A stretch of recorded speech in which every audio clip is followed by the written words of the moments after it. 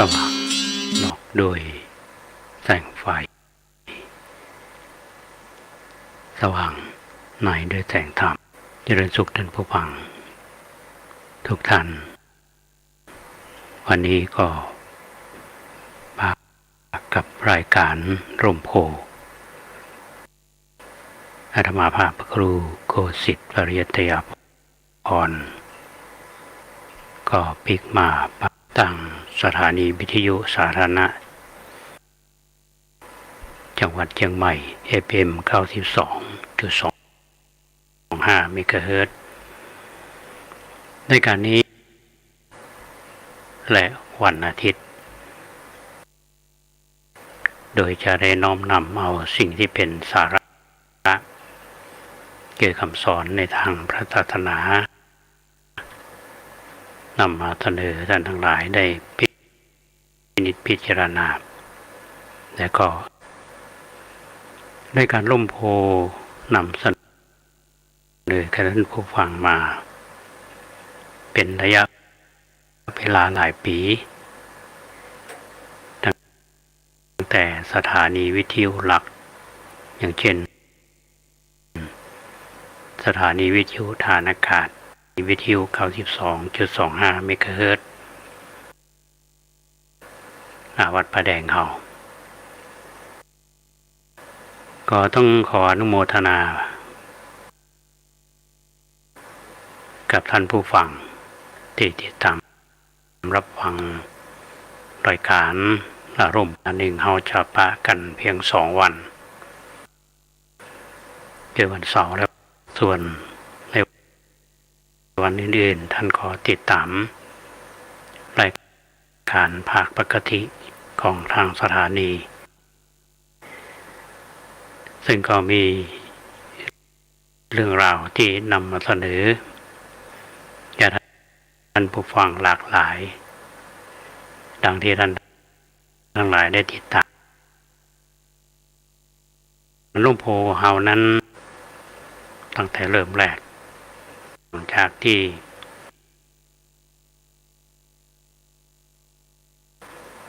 ในหมดภาระ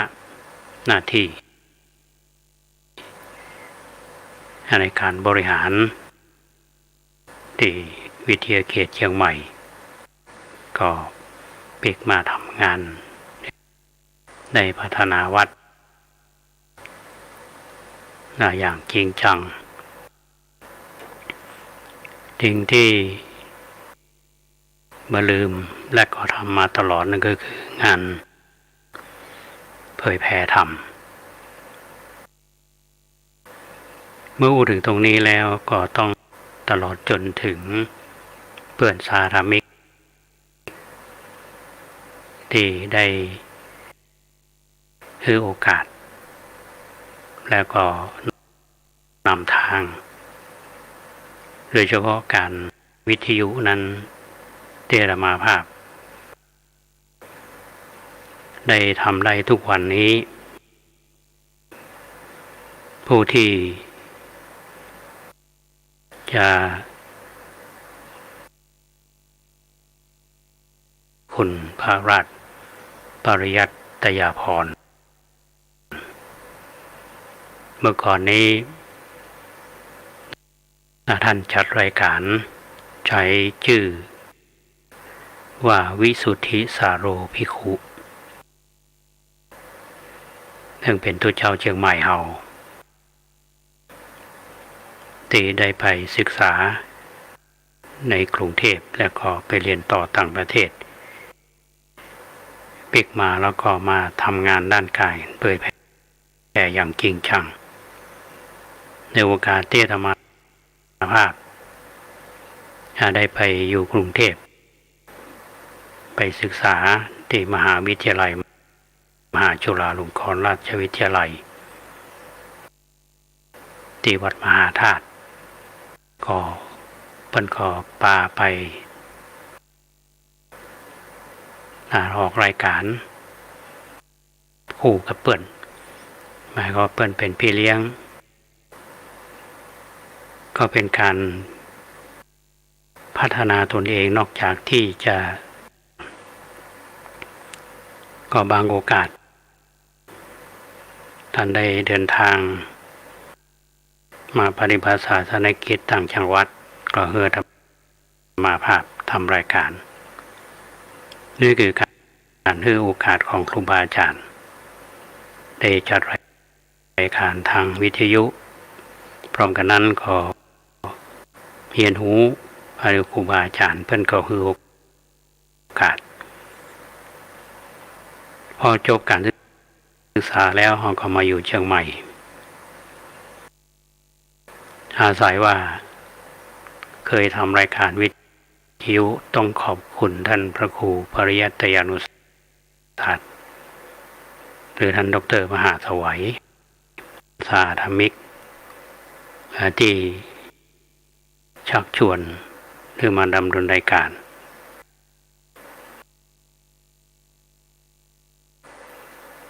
ฝ่ายเผยแผ่ของอำเภอเมืองของจังหวัดอาตมาจำได้ว่าเรื่องงานเผยแผ่ก่อนจะมีสถานีวิทยุแล้วก็ต่อมาก็มีการจัดตั้งสถานีวิทยุ FM 96ซึ่งพระพระคุณท่านเจ้าคุณพระธรรมเสนาบดีตอนนั้น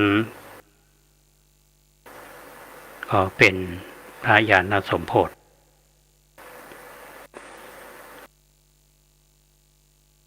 ปริยัตยานุศาสตร์จักจวน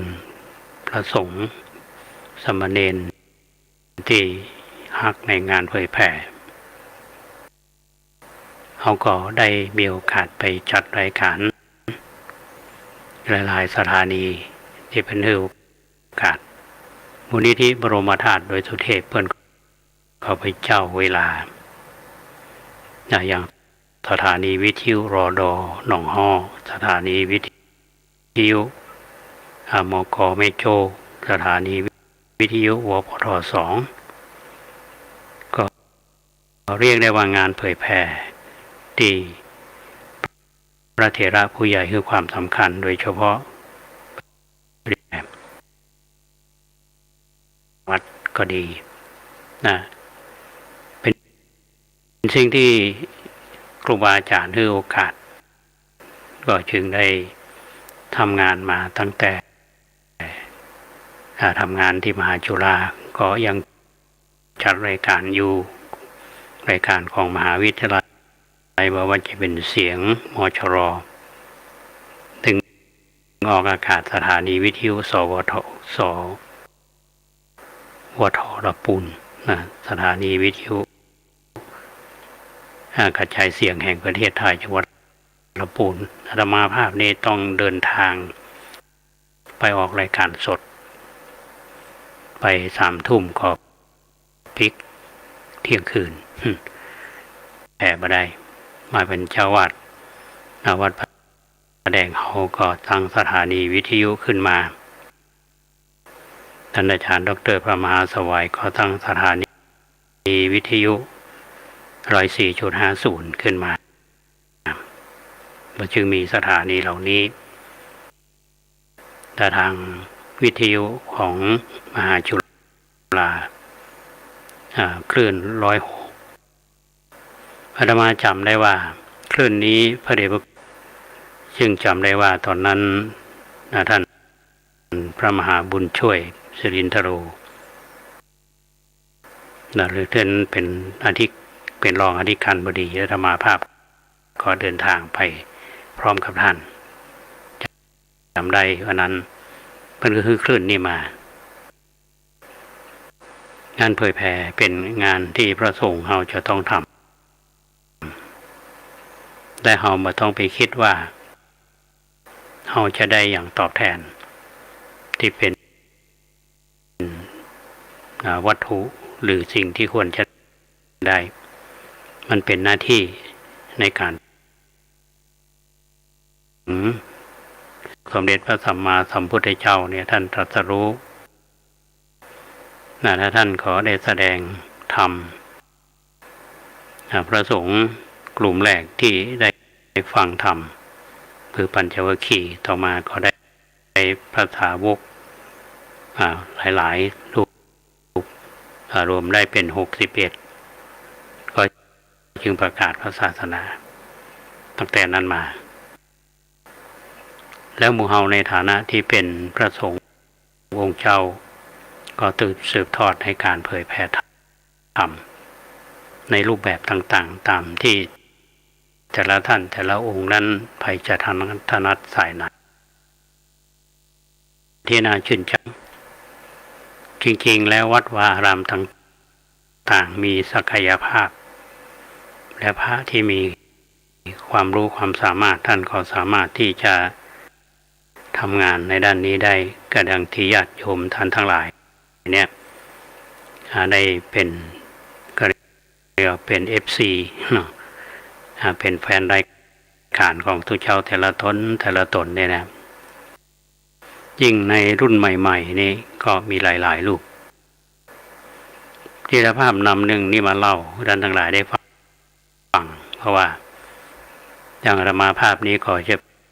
เป็นรุ่นที่เป็นรุ่นใหม่ๆที่ญาติโยมก็คือการสนับสนุนและท่านขอทำหน้าที่งานเผยแผ่เข้าใจได้ว่าบทบาทตรงนี้บทบาทสำคัญถึงแม้ว่าจะเป็นพระสายไหนอาจจะเป็นสายเทรวาสอย่างหมู่เฮาทั้งหลายเป็นแถมนิกายหนึ่งท่านก็ทำงานเผยแผ่ในเมืองไทยเฮาเนี่ยท่านผู้ฟังจะเห็นได้ว่าพระสงฆ์ที่ทำงานที่ท่านละสังขารไปแล้วอย่างยุคก่อนนี่หลวงพ่อปัญญานันทะถ้าเอาไปศึกที่สวนโมกขพารารามอาตมาจำได้ว่าตอนที่เป็นนิสิตปี4ทางมหาวิทยาลัยในจัดโครงการปฏิบัติธรรมนำพระนิสิตไปปฏิบัติธรรมที่สวนโมกขพารารามอำเภอชัยยาจังหวัดสุราษฎร์ธานีอาตมาก็เป็นรูปหนึ่งที่เดินทางตุเจ้าบ้านนอกหลวงพ่อพุทธทาสที่ลานหินโค้งแล้วมีโอกาสได้ถ่ายรูปคู่กับท่านอาตมายังเก็บภาพนี้ได้ไว้อยู่เพิ่งเป็นบุญของหมู่เฮาที่ได้ถ่ายรูปกับพระเถระท่านก็ทำงานเผยแผ่มาจนท่านละสังขารไปสวนโมกขพารารามและแถมรูปหนึ่งก็คือหลวงพ่อปัญญานันทะหลวงพ่อปัญญาสวนพุทธธรรมสมัยที่เจ้าจื่นจิโรรสท่านฟื้นฟูวัดอุโมงค์หลวงพ่อท่านเข้ามาอยู่ประจำวัดอุโมงค์ก็ถือว่าเป็นสถานที่ในการเผยแผ่ในสมัยนั้นยุคที่พระนักเผยแผ่หลวงพ่อปัญญานันทะเนี่ยมาเผยแผ่ธรรมที่จังหวัดเชียงใหม่เฮาเป็นพระรูปแรกที่ยืนปาฐกถาปกตินั้นพระเฮาจะแสดงพระธรรมเทศนานั้นก็จะต้องนั่งบนธรรมาสน์มีรูปแบบปาฐกถามีครูอาจารย์เพิ่นเล่าให้ฟังว่าสมัยนั้นที่พุทธนิคมเชียงใหม่สมัยนั้นเพิ่นก็ประชาชนในเชียงใหม่เฮานี่ก็ได้ไปฟังปาฐกถาที่4แยกกลางเบียงหลวงพ่อปัญญานันทะตอนนั้นก็คงหนุ่มๆอยู่เพิ่นก็ไปเผยแผ่ธรรมต่อมาก็มีการจัดตั้งพุทธนิคมหลวงพ่อท่านก็ไปอยู่ส่วนกลางไปเป็นเจ้าวาดวัดชลประทานแล้วท่านก็ได้ละสังขารไปที่อาตมาภาพนำมาเล่าท่านทั้งหลายฟังเนี่ยอาจารย์ได้ว่าพบพระเฮาได้ทำหน้าที่ในการเผยแผ่ ที่ท่านละสังขารไปอย่างเร็วๆนี้ก็มีพระฝ่ายมหายานคือท่านติดนัดทันละสังขารถ้าเราไปศึกษาดูชีวิตและการทำงานของท่านเนี่ยเราจะเห็นได้ว่าแนวการปฏิบัติของท่านซึ่งเป็นที่นิยมท่านเป็นพระเวียดนามในยุคนั้นท่านก็ต้องออกจากประเทศเวียดนามไปในสมัยยุครัฐบาลก่อนๆแล้วก็นั้นเป็นผู้ที่มีความรู้ความสามารถแล้วก็มีความรู้แตกฉานโดยเฉพาะในการเรื่องเจริญสติมีลูกศิษย์มากมายทั่วโลกท่านไปอยู่ที่หมู่บ้านพลัมระยะหลังมานี้รัฐบาลก็คือโอกาสท่านได้ปิกมาได้เผยแพร่ธรรมโดยท่านมีอายุสังขาร90 กว่าละก็คงมาได้ออกไปเทศเหมือนกับที่ตอนหนุ่มๆโดยใช้สื่อคือตัวของท่านเองนั้นเป็นสื่อในการสอนธรรมการทำประเพณีตามพระของสายมหายานก็เป็นความสูญเสียของพระระดับเรียกว่าระดับโลกหลวงพ่อติดท่านเรื่องของการสอนแนวมหายานการเจริญสติที่อยู่กับปัจจุบันท่านนำหนังสือเรียนปฏิหารแห่งการตื่นอยู่เนี่ยอยู่ปี 2มีสิทธิ์ได้อ่านเป็นวิชาแนะนำภาวนกรรมอาจารย์ท่านเป็นฆราวาสท่านสอนของท่านนำหนังสือเป็นสิ่งที่ดีอาตมาภาพก็ยังได้อ่านหนังสือเล่มนี้แล้วก็ปัจจุบันนี้หมู่วันหนังสือหายไปไหนก็น่าจะอยู่ที่กรุงเทพพอมันนึกถึง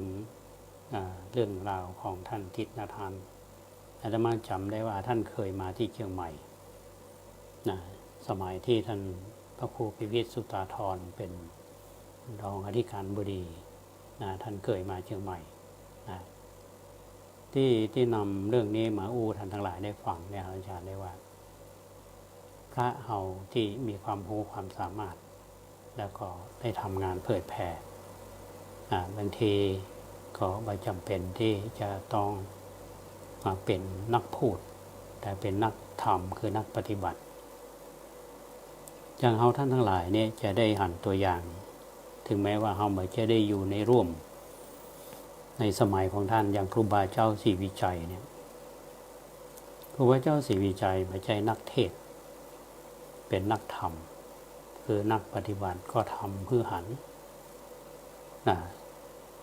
สิ่งที่ครูบาท่านสอนนั่นก็คือเรื่องของอานิสงส์ของศีล 5เป็นหลักเลยคำสอนของท่านนี้อาตมาเคยอ่านหนังสือซึ่งพิมพ์เป็นตัวเมืองก็ยังมีให้เราอ่านอยู่ท่านสอนด้วยการปฏิบัติทำเพื่อเอาหันดังนั้นครูบาเจ้าศรีวิชัยเนี่ยเกิดบ้านนอกแล้วก็สู้ที่จะปฏิบัติตนในการเผยแพร่ธรรมก็ทำมือหันแล้วสร้างผลงานมากมายในยุคของเราปัจจุบันนี้เราบ่มีไผในภาคเหนือนี่บ่รู้จักบ่ได้ยินชื่อของครูบาเจ้าศรีวิชัยในช่วงระยะหลังเนี่ยอาจารย์ได้ว่ามีกลุ่มบุคคลที่ได้ศึกษาชีวิตและผลงานของท่านก็คือกว้างขวางยิ่งขึ้นโดยเฉพาะสมาคมชาวลพปูนเขาเนี่ยก็ได้มีทีมงานที่ทำวิจัยแล้วก็มีแนวคิดกันว่าพระมหาเถระหลายๆรูปยังเทศมาผู้ที่ผ่านมาอย่างหลวงพ่อพุทธทาสเท่าก็ดีที่รูปหนึ่งที่ได้รับรางวัลจากยูเนสโกแก ก็มีคนคิดกันตอนนี้เพิ่นก็พยายามที่จะนำเสนอเรื่องของครูบาเจ้าศรีวิชัยโดยเฉพาะเจ้าหลับปูนเอาอาตมาก็ติดตามความเคลื่อนไหวอยู่ว่าควรที่จะยกย่องเพราะท่านทำงานมาพี่น้องท่านสาธุชนทุกท่านพระเฮายังทำงานอยู่แล้วก็ท่านทั้งหลายที่ได้มีโอกาสได้รับฟังได้น้อมนำเอาธรรมะเข้ามาปฏิบัติในสายที่ท่านพยายามสั่งสอนนั้นก็ทำให้เกิดความสงบและความเข้าใจในตัวเองโดยเฉพาะในเรื่องของการอยู่กับปัจจุบันเนี่ยการเจริญสติจริงๆแล้วยังหลวงพ่อเตียรนาทานเนี่ยเป็นสอนเรื่องเจริญสติเนี่ยเรื่องการเจริญสตินี่ก็มีอยู่มากมายในพระไตรปิฎกก็มีปัจจุบันหลายๆท่านที่สอนก็เป็นเรื่องที่ชาวพุทธเราควรจะเข้ามาศึกษาก็ขอให้พี่น้องท่านผู้ฟังทุกท่านที่ได้ฟังและมีโอกาสเข้าไปศึกษาก็ขอให้ได้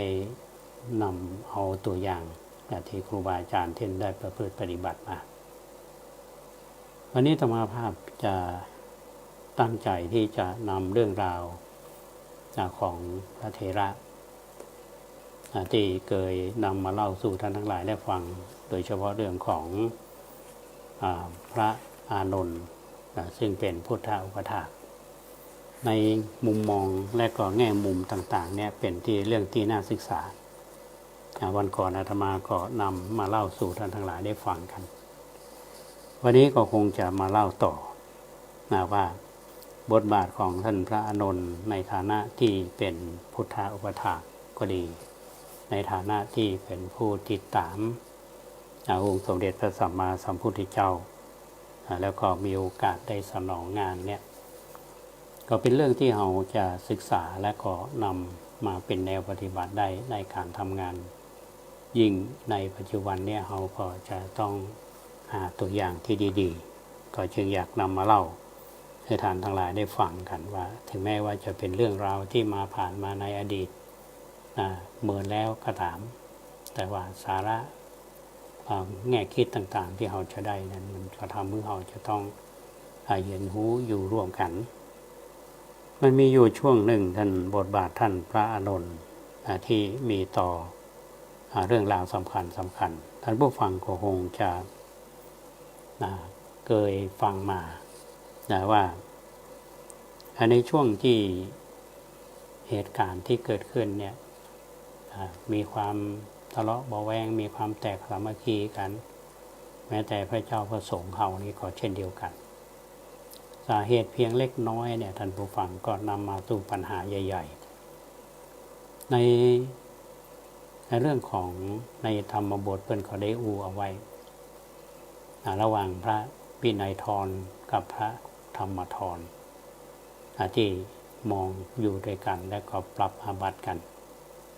เรื่องสาเหตุเพียงเล็กน้อยท่านผู้ฟังอย่างพระเอาเนี่ยสมัยก่อนเปิดเข้าห้องน้ำห้องส้วมนี้เป็นห้องเวชจักขุดีกำเมืองห้องวิทย์เป็นห้องวิทย์แต่ว่าภาษาพระเอาว่าเวชจักขุดีก็คือส้วมในสมัยนั้นนี่พระเวลาเขาใจเวชจักขุดีคือเวลาถ่ายบาดใจไม่ชำระบาดใจน้ำล้างใจไม่ชำระพระที่เป็นพระวินัยธรก็ปรับบาดแก่พระที่เป็นวินัยธรนำมาสู่ความทะเลาะเบาแวงกันเกิดความแตกแยกปัญหาที่เกิดขึ้นมาเนี่ยในกลางที่พระพุทธองค์ท่านจำพรรษาอยู่ที่ป่าที่ไลยกะเพราะว่าตู้เจ้าเมืองโกสัมพีเนี่ยแตกแยกแตกความสามัคคีกันพระองค์ก็เสด็จไปในครั้งนั้นพระอานนท์ได้ติดตามไปเพราะว่าได้คือพระพุทธเจ้าเนี่ยท่านเสด็จไปด้วยพระองค์เองและใครจะดูแล มีช้างที่เขาว่าช้างปริลายกะได้ดูแลนะทีนี้อยู่ในป่าช้างมาดูแลจะใดท่านผู้ฟังก็ลงจะนึกอย่างบอกว่าน้ำในลำธารเนี่ยมันเป็นน้ำเย็นนะช้างนี่ก็ใจไม่แห้งเนี่ยสี่ไฟใจไม่แห้งสี่มันก็เกิดไฟก่อไฟขึ้นมาแล้วก็มันเอาหินไปก่อไฟหินฮ้อนแล้วก็ใช้ไม้เนี่ยเขี่ยลงน้ำก็ทำเพื่อน้ำอุ่นพอน้ำอุ่นแล้วก็มีสัญญาณคือพระพุทธองค์ได้อาบน้ำอุ่นอันนี้สัตว์เป็นอย่างมีวิธีการทีนี้ในเรื่องเพื่อนเล่าว่าก็ยังมีลิงซึ่งอยู่ในป่าเนี่ยอาหารพฤติกรรมของช้างก็มาดูแลพระพุทธองค์ที่เอาหันในหูกตัวในปางปริลายกะเนี่ยเพื่อนลิงนี้ก็ไปหาเพิ่งมาถวายตรงนี้มันจะสะท้อนในอย่างท่านผู้ฟังบ้างในขณะที่พระสงฆ์องค์เจ้าเห่าแตกเป็นโคกเป็นเหล่าในขณะที่ศรัทธาประชาชนก็แตกกันเป็นหมู่เป็นเหล่าตรงนี้มันพระพุทธองค์ก็จึงปลีกวิเวกท่านผู้ฟังบ้างในนี้คำว่าปลีกวิเวกก็คือไปอยู่ป่าอยู่กับคนอู้คนมาหู้เรื่องไปอยู่กับสัตว์ไปอยู่กับช้างไปอยู่กับลิงถ้ามองว่าเขาจะบอกว่ามันเป็นสัตว์เดรัจฉานกันแต่ว่าทำไมมันมีความรู้สึกและก็สามารถที่จะดูแลพระพุทธองค์ได้อันนี้เป็นการสำคัญในสมัยนั้นถ้าเราจะบอกกันว่าช่วงนั้นนะมันเกิดความแตกแยกกันจะใดคนที่มีความเลื่อมใสพระว่าท่านนาถปิณฑิกาเศรษฐีก็ดีนางวิสาขาก็ดีเนี่ยก็อยากจะเข้าเฝ้าพระพุทธเจ้านะแล้วก็ขอคือพระอานนท์เนี่ยก็ขอเปิดโอกาสให้ได้เข้าเฝ้าภิกษุที่มันอยู่ในเมืองต่างๆได้ยินข่าวก็จึงขอโอกาสจากพระอานนท์อยากจะมาฟังธรรมจากพระพุทธเจ้าพระอานนท์นี่ก็เยจะดิลายกะพระอานนท์ก็ไปเข้าเฝ้าพระพุทธองค์ที่อยู่ป่าลีลายกะทีนี้พอพระอานนท์เข้าไปเนี่ยท่านผู้ฟังคนที่ดูแลอยู่ไม่ใช่คนสัตว์ที่ดูแลอยู่นี่ก็คือช้างปริลายกะช้างปริลายกะหันพระอานนท์เข้ามาเนี่ยก็จับท่อนไม้แล้วก็ปาไปที่ท่านพระอานนท์แต่พระพุทธองค์นี้ได้ทรงหันก่อนก็จึงบอกช้างปริลายกะว่าทุกเจ้าที่เข้ามานี่มันมีพิษมีภัยอย่างเป็นพุทธอุปถากช้างปริลายกะก็แสดงว่าก็แสดงอาการไปหับบาตรและจีวรช้างจะสังเกตว่าศึกษาวัดปฏิบัติดีพระอานนท์นี่มีความเคารพที่ประทับที่พระพุทธเจ้าประทับนี่ท่านจะมาวางบาตรก็ดีจีวรก็ดีในที่พระพุทธเจ้าท่านได้เคยประทับก็แสดงว่าท่านให้ความเคารพตรงนี้เราจะมองหันว่าพระอานนท์นี่เป็นผู้ที่เรานี่ควรจะเอาเป็นตัวอย่างว่าสิ่งไหนที่ครูบาอาจารย์ท่านที่เรามีความเคารพเนี่ยเราก็จะบาทำพระอานนท์นี่เพื่อนก็แทนที่จะวางบนก็เพื่อนเอาบาตรและจีวรเนี่ยที่ถือมาเนี่ยวางบนพื้นอันนี้ก็เป็นเรื่องที่เพื่อนเล่ากันว่าพระอานนท์เราเนี่ยเป็นผู้ที่สมบูรณ์ด้วยศีลจารวัตรเพราะว่าท่านได้อยู่ใกล้ชิดกับพระพุทธเจ้าเพราะฉะนั้นเบื้องหลังของการเข้าเฝ้าพระพุทธเจ้าในช่วงนั้นเนี่ยได้มากราบทูลคือทรงทราบว่าพระนาถปิณฑิกาเศรษฐีก็ดีท่านนางวิสาขาก็ดี อยากจะเข้าเฝ้าแล้วพระพุทธเจ้าท่านก็อย่าไประงับก็เมื่อทราบข่าวว่าบรรดาทุเจ้าทั้งหลายเนี่ยที่ทะเลาะกันด้วยสาเหตุเพียงเล็กน้อยเนี่ยเกิดความแตกแยกญาติโยมก่อนก็เหมือนกับว่าอยู่คนหลายฝ่ายเหมือนทุเจ้าเฮาเนี่ยนี่ก็ถือฝ่ายนั้นเนี่ยก็ถือฝ่ายนี้ฝ่ายชันก็ถูกอาจารย์ชันก็ถูกมันก็ต่างคนต่างถูกก็ทิฏฐิมานะมาโดยกันในที่สุดนี้พระเหล่านั้นเนี่ยเมื่อญาติโยมขอคือการสนับสนุนเยอะใดตัวเจ้าก็ญาติโยมถ้าบ่ใส่บาตรท่านผู้ฟังตัวเจ้าต่างหลายก็เอาโหราญาติโยมนี่บ่มีการสนับสนุนบ่ป้อมผู้ประทำบำรุงก็มาพิจารณาถึงทุกสิ่งที่ตัวทำบ่ถูกต้องก็หันหน้าเข้าหากันก็ทำความเข้าใจกันก็คือเกิดความสมัครสมานสามัคคีเรื่องนี้เป็นเรื่องที่เราเล่ากันถึงแม้ว่ามันจะเป็นเรื่องที่มีในคัมภีร์แต่มีสิ่งหนึ่งที่เอาหันเนี่ยปางปาริลายกะปาริลายกะนี่ที่มีช้างกับลิงเนาะช้างก็ถือไม้ค้อนชูงวงแล้วลิงก็ถือหางพึ่งถ้าเรามองคือดีๆเนี่ยภาพนี้มันสื่ออย่างนึกเอาหันปางปาริลายกะเนี่ยคนนี่เขาที่ว่าฉลาดแล้วเนี่ยมีการศึกษาแต่มีทิฏฐิหรือที่เขาว่าอีโก้ถือตัวถือตนการทันถูกมานึกถึงความถูกต้องทิฏฐิมานะพระพุทธเจ้าอู้กับทุเจ้าเหล่านี้บ่ฮู้เรื่องนะพระองค์แล้วก็เลยไปอยู่ป่าปาริลายกะแล้วก็ไปเขาเรียกว่าปลีกวิเวกมีช้างกับลิงมาดูแลมองกันจริงๆนะท่านผู้ฟังว่าทำไมสัตว์นิรัจฉานเนี่ยจึงทราบวาระจิตของพระพุทธเจ้าอาตมาเชื่อว่าพระพุทธเจ้าท่านมีน้ำเมตตาแผ่ไปถึงสัตว์ทั้งของเนี่ยได้สร้างบารมีได้ทำหน้าที่นะอันนี้เป็นเรื่องที่เราท่านทั้งหลายฟังว่าผู้ที่มีบทบาทสำคัญก็คือท่านพระอานนท์นะครับ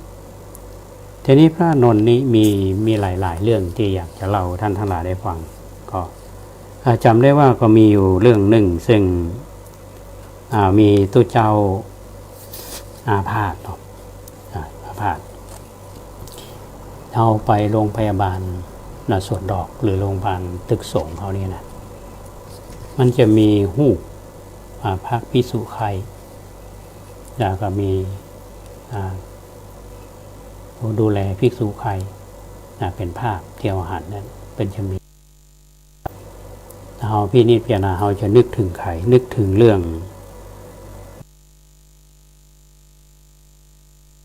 นึกถึงพระอานนท์พระอานนท์นี้ได้ไปหันทุเจ้ารูปหนึ่งอาพาธนอนจมกองหมุดพระเฮาเรียกว่านอนกันขี้กันเหี่ยวนะ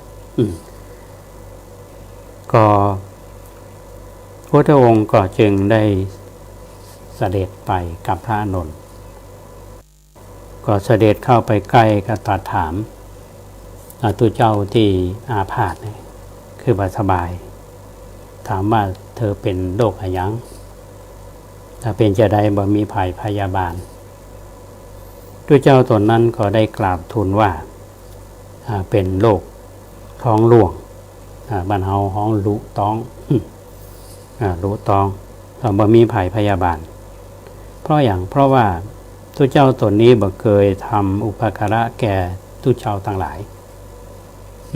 ก็เรียกว่าเป็นคนที่บ่มีน้ำใจพอเจ็บเป็นเย็นอุ่นมานี่บ่มีภัยดูแล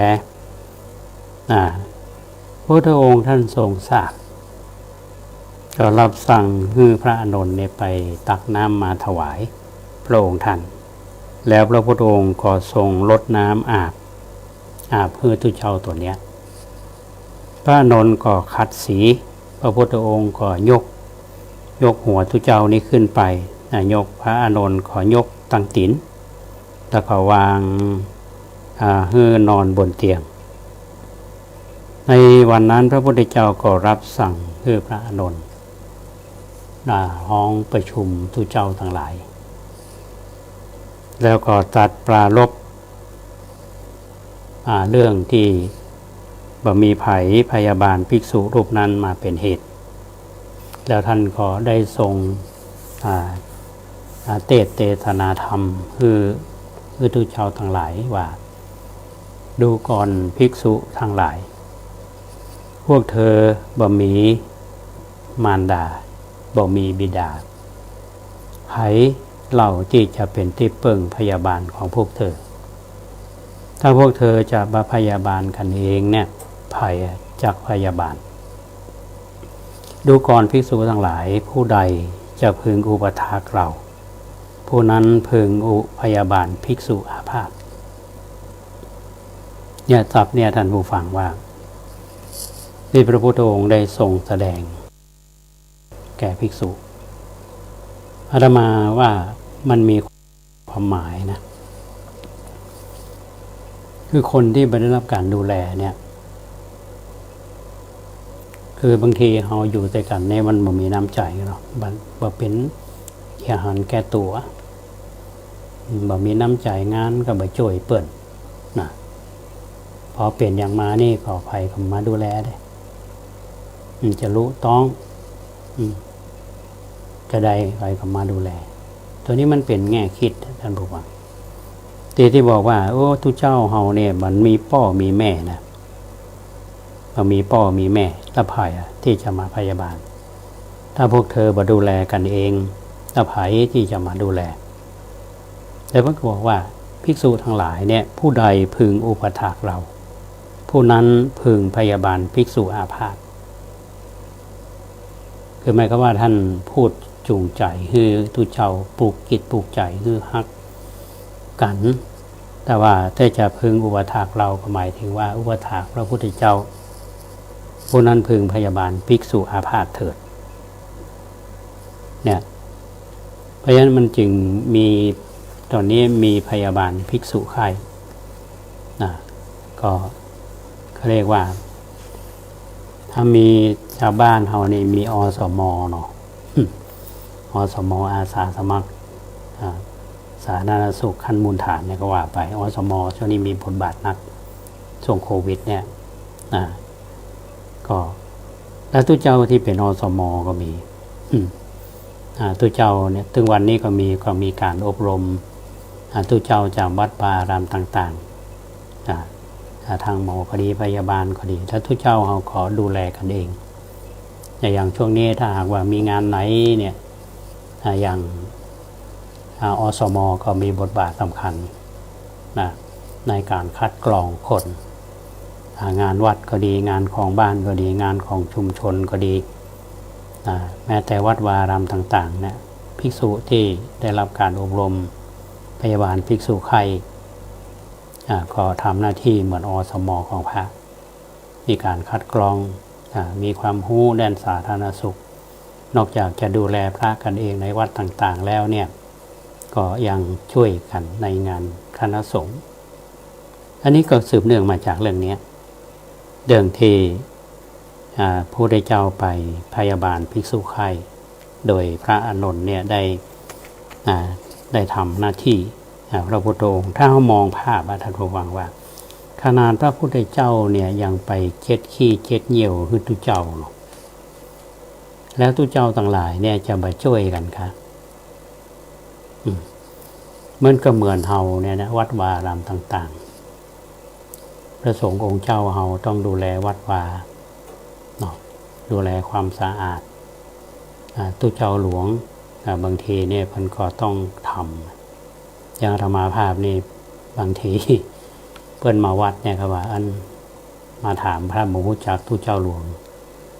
มันก็นึกว่าเป็นทุเจ้าเท่าตัวหนึ่งนะกวาดขี้เหงื่อกวาดใบไม้ก็ทำเอากำลังก็เป็นหน้าที่เหมือนกันก็คือ exercise ทำกายบริหาร ก็ทำหน้าที่นะตรงนี้ก็อยากให้พี่น้องท่านผู้ฟังได้ฟังเรื่องนี้นะฮะอาตมานึกได้ว่ามันเป็นเรื่องที่สามารถมาบูรณาการได้นะกับการทำงานของญาติโยมเอาพอดีอย่างบทบาทของอสมเนี่ยบทบาทของตุเจ้าที่พยาบาลภิกษุไข่เมื่ออสมตุเจ้าเฮาก็มีเหมือนกันนะก็วันนี้ก็เลยเล่าเรื่องทั่วๆไปเนี่ยท่านทั้งหลายได้ฟังกันก็ปรารภมาตั้งแต่เรื่องราวของงานเผยแผ่เนาะก็อู้สู่กันฟังว่าครูบาอาจารย์ในยุคก่อนๆเนี่ยท่านก็ได้ทำงานเพื่อการเผยแผ่พระพุทธศาสนาเพราะว่าจะเป็นหลวงพ่อพุทธทาสก็ดีที่สวนโมกขพารารามซึ่งที่เราฟังเนี่ยก็คือตอนช่วงที่อาตมาภาพเป็นนิสิตปี4ไปเนี่ยมันเป็นช่วงชีวิตอยู่ช่วงหนึ่งระหว่างเรามานึกถึงว่าหลวงพ่อพุทธทาสเราเนี่ย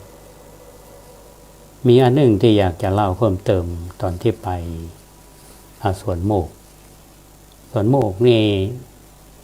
ตัวเจ้าที่ไปตอนนั้นนี่เป็นนิสิตเนาะครูบาอาจารย์แล้วพอเปิ้นจะลงอุโบสถท่านบอกที่สวนโมกนี่เป็นมีวิธีการนับภิกษุ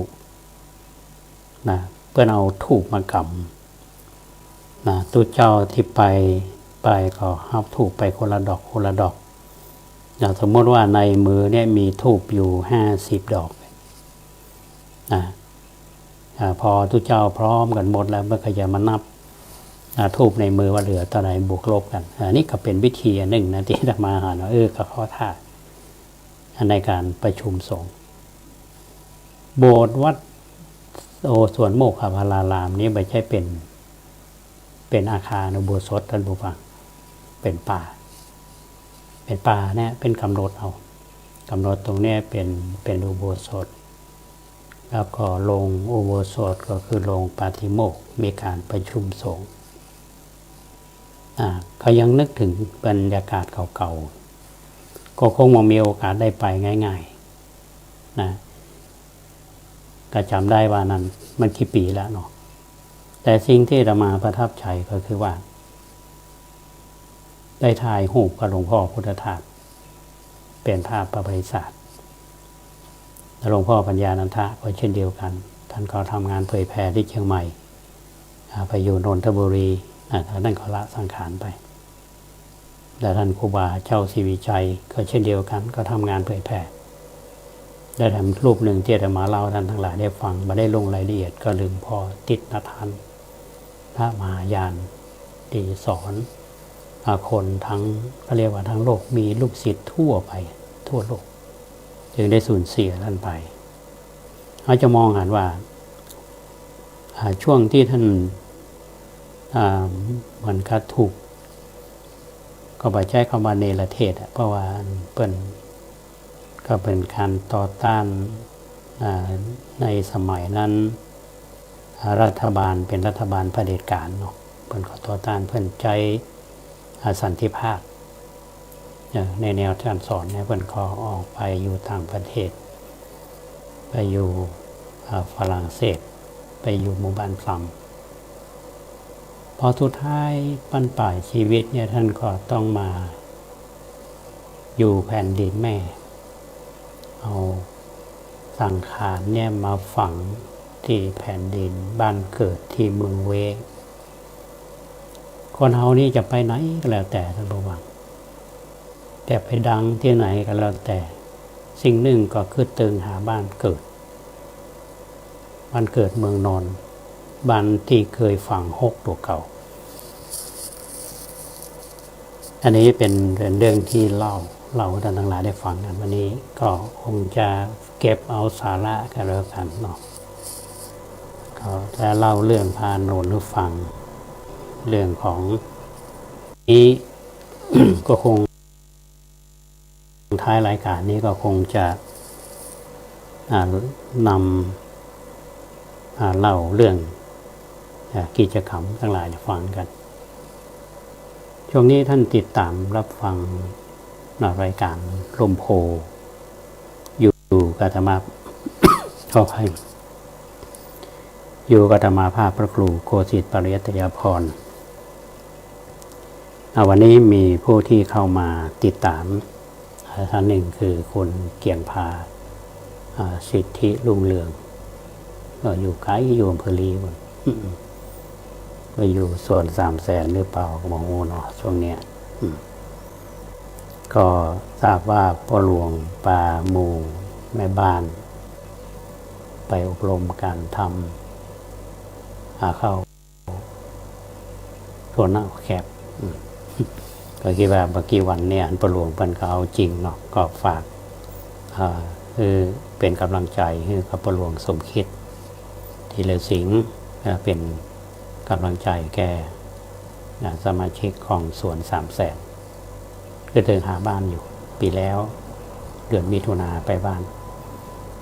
วันนี้ก็ยังไม่ได้มีโอกาสได้ไปเนาะก็เดินหากันว่าความคิดถึงของทุกท่านในช่วงเวลาหลังจากนี้ไปเนี่ยท่านผู้ฟังก็ดังที่อาตมาภาพได้เชิญชวนท่านทั้งหลายเนาะแล้วเล่าสู่กันฟังว่ามีโยมมาทำบุญเนาะอย่างเมื่อตอนนี้ท่านผู้อำนวยการจิรศักดิ์ตันพรหมท่านขอมาทำบุญพอจิรศักดิ์อาการกัญจนาตันพรหมนี่อยู่ไปดูแลหลานที่กรุงเทพพอเพิ่นเข้ามาทำบุญก็ได้อู้กันหลายเรื่องหลายเรื่องก็เป็นเรื่องที่น่าสนใจเราต้องขออนุโมทนาเพื่อนก็มาทำบุญอุทิศส่วนกุศลไปให้พ่อแม่แล้วขอหันว่าจะเดินทางไปที่เมืองแปะเมืองแปะก็2-3 วันก็จะปิดมาขอให้ท่านผอ.เดินทางโดยสวัสดิภาพเนาะเดี๋ยวนี้ก็คงจะถึงเมืองแปะแล้วมั้งวัดประแดงเฮาดังที่ท่านทั้งหลายได้ทราบเนาะอาตมาภาพกำลังพัฒนาวัดบูรณะบันไดนาคเรียบร้อยไปแล้วท่านผู้ฟังเนาะก็ต้องขอบคุณ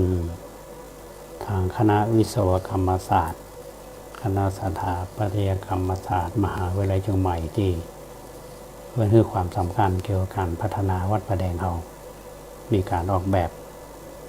บันไดนาคคือขั้นบันไดเนาะแล้วออกแบบกำแพงและรางระบายน้ำก็ได้ดำเนินงานมาตั้งแต่วันที่14 ตุลาก็มาถึงวันนี้ละก็กำแพงก็เกือบจะเสร็จละท่านผู้ฟังถึงหน้าวัดก็คิดว่าในวันพรุ่งนี้วันนี้ก็น่าจะเรียบร้อยวันพรุ่งนี้ช่างเปิ้นจะฉาบเปิ้นว่าใช้เวลาสักวันหนึ่งแล้วงานที่ค้างอยู่นั่นก็คืองานเดินสายไฟแล้วก็ทาสี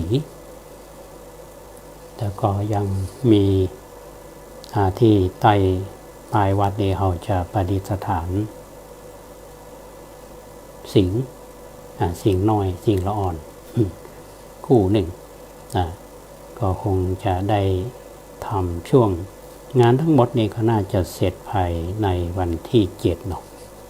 ภายในวันที่7 กุมภาพันธ์เรียบร้อยแต่ที่นี้เขาขอทำงานต่อทำงานต่อขึ้นไปขึ้นมาเนี่ยอย่างอู้กับท่านผอ.จิรศักดิ์ว่าหมู่เฮานี่มันอายุ70แล้วหรอก70ที่ทำได้เราก็รีบทำอาตมาก็เลยบอกว่าสิ่งที่เราสามารถจะทำได้ในช่วงที่ยังมีเวลาและโอกาสและลมหายใจอยู่เนี่ยก็จึงได้มีการประชุมคณะกรรมการวัดว่าเราจะทำโครงการสร้างกำแพงต่อแล้วก็ปูพื้นคอนกรีตพิมพ์ลายรอบบริเวณวิหารวัดประแดงเฮาและก็มีการปรับปรุงบันไดนาคงานอยู่มี3 งาน ก็ได้เซ็นสัญญากับผู้รับเหมาไว้เรียบร้อยละเมื่อวันที่25เดือนมกราคมจะมีช่วงเวลายาวไปถึงวันที่9เมษายนก็คิดว่างานนี้จะเรียบร้อยเป็นไปตามที่เราวางแผนเอาไว้แล้วก็ช่วงเดือนพฤษภานี้ฝนก็คงจะลงนะอาตมาได้ทำหนังสือขอยาแฝกนะจากพัฒนาชุมชนมาได้ทำแบบเพื่อนตอบมาละเพื่อนว่าเดือนพฤษภาแล้วทำกำแพงเนาะ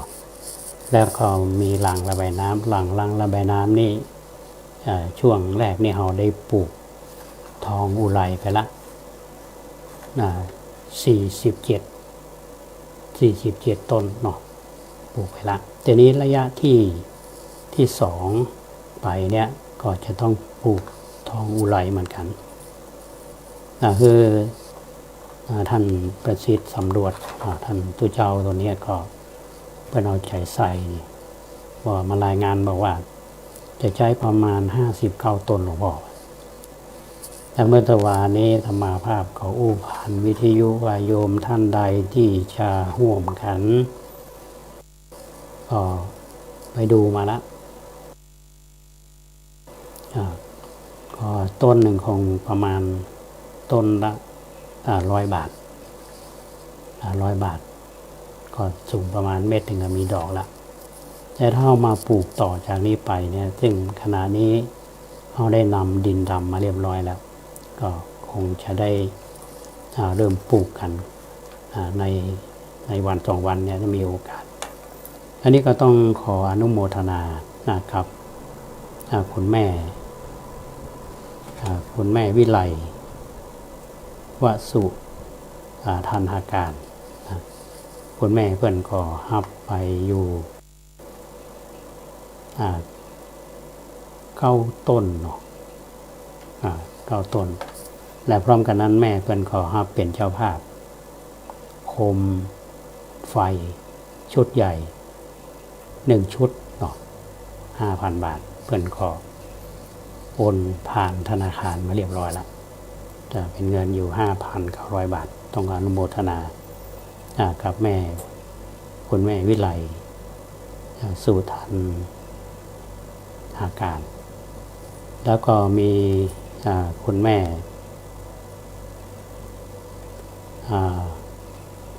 พัชราวันเนาะ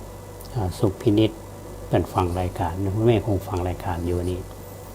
เป็นก็ร่วมเป็นเจ้าภาพทองอุไรทองก็5 ต้นแล้วก็เปิ้นก็โอนเงินเข้า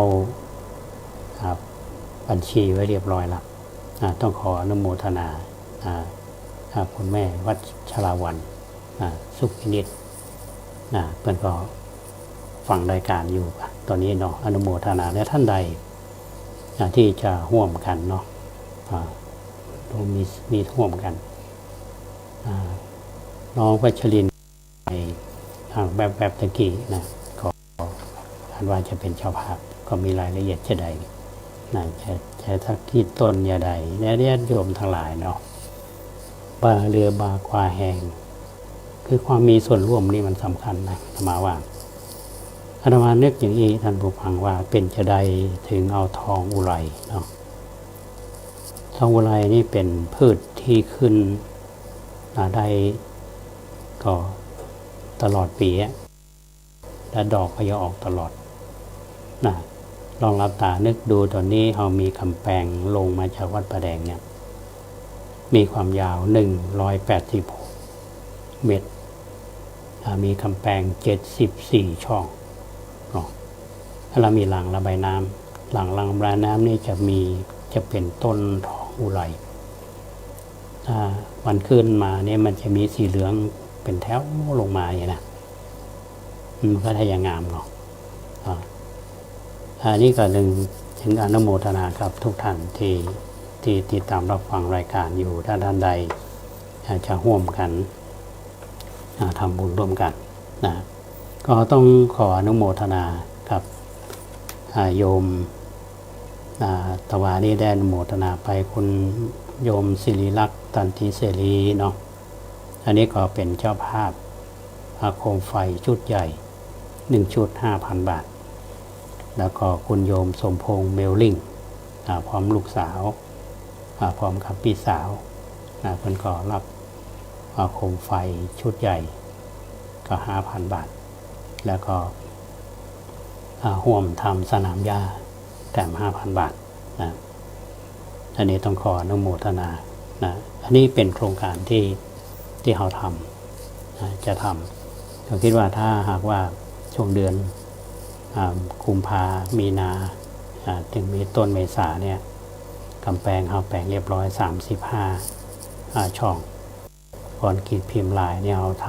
ำ300 กว่าตารางวาเรียบร้อยรอบวิหารแล้วก็ปรับปรุงบันไดขึ้นหอระฆังแล้วตรงกลางนี้จะมีฮาวเป็นสแตนเลสเนาะทำเรียบร้อยเนี่ยในช่วงของเดือนพฤษภาคมเขาก็จะมีร่วมกันปลูกต้นไม้เพิ่ม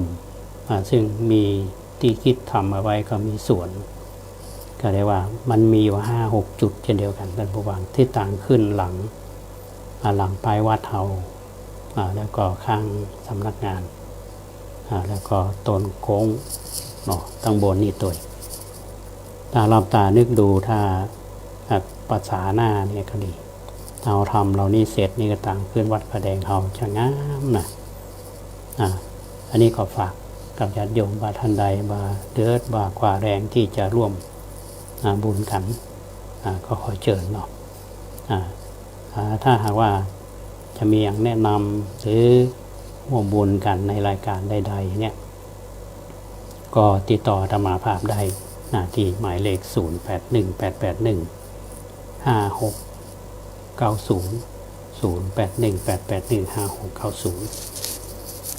สำหรับโคมไฟเนี่ยท่านผู้ฟังมันมีอยู่หลายขนาดเนาะอย่างโคมหัวเสาที่ธรรมาภาพวันก่อนนี่มีโยมเป็นเจ้าภาพก็ชุดละ500 บาทมีทั้งหมด74ชุดหมายความว่าตรงหัวเสาแต่ละเชื่อมกันนั้นจะมีโคมอยู่แล้วก็จะมีโคมแหมันหนึ่งที่อยู่บนกำแพงบนวัดเฮาเนี่ยมีอยู่12ชุดละ 1,000 บาทเนาะแล้วที่6ชุดอยู่ข้างบันไดนาคที่ชุดละ 5,000 บาทตัวนี้ก็เหลืออยู่3ชุดนะท่านใดที่จะร่วมบุญกันก็ขออนุโมทนาติดต่อธรรมาภาพได้เนาะหมายเลข0818815690ท่านที่ติดตามรับฟังรายการในวันนี้ขอบคุณท่านพระครูสมโวิสุวัตรวรกิจโจท่านผู้อำนวยการสถานีวิทยุ104.50 เมกะเฮิรตซ์ตีลิงก์สัญญาณแล้วท่านก็บันทึกไว้เอาไปลง YouTube ท่านก็สามารถติดตามได้ที่ YouTube เหมือนกันในสถานีของท่าน 104.50 เมกะเฮิรตซ์คุณเกษตรเพชรสำริดที่ดูแลด้านเทคนิคอยู่ในขณะนี้และขอบคุณอนุโมทนาท่านผู้ฟังทุกท่านที่ติดตามรับฟังรายการพอเวลาแล้วก็เวลาหมดแล้วเราคงจะฟังการถ่ายทอดข่าวจากสถานีวิทยุกระจายเสียงแห่งประเทศไทยต่อไปก็ไว้ปากันใหม่เนาะในวันเสาร์และวันอาทิตย์หน้าขอความสุขสวัสดีจงบังเกิดมีแก่ท่านผู้ฟังทุกท่านขอเจริญพร